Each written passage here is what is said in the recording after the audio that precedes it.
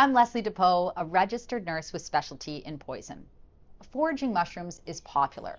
Although some mushrooms are edible, there are often look-alike mushrooms that can be poisonous, and it can be difficult to tell mushrooms apart, even for people with experience identifying mushrooms.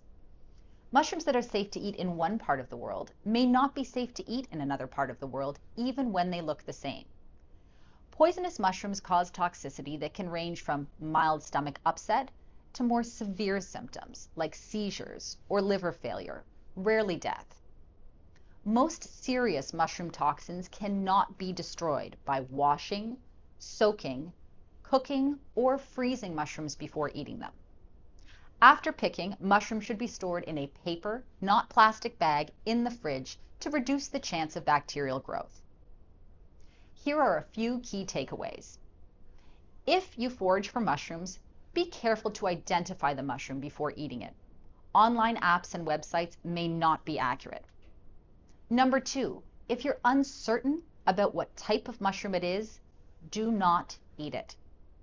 Number 3, if you plan on eating mushrooms you have foraged, take a picture of each mushroom before you eat it, for better identification afterwards in case you get sick. Take a picture of the whole mushroom with a marker, put a coin next to it for size. Take a picture of the cap or top of the mushroom. Take a picture of the stem of the mushroom looking up under the cap. Take a picture of the mushroom in its natural environment before picking it if possible. Was it found in a lawn, in a deciduous or evergreen forest? Contact the Ontario Poison Centre if you develop symptoms after eating mushrooms. The Poison Centre specialists may ask to see pictures of the mushrooms to help with identification. You may also be asked to keep leftover mushroom samples, cooked or uncooked, to help with the identification of the mushroom. State where the mushroom was foraged from, as there are different species in different provinces and other locales.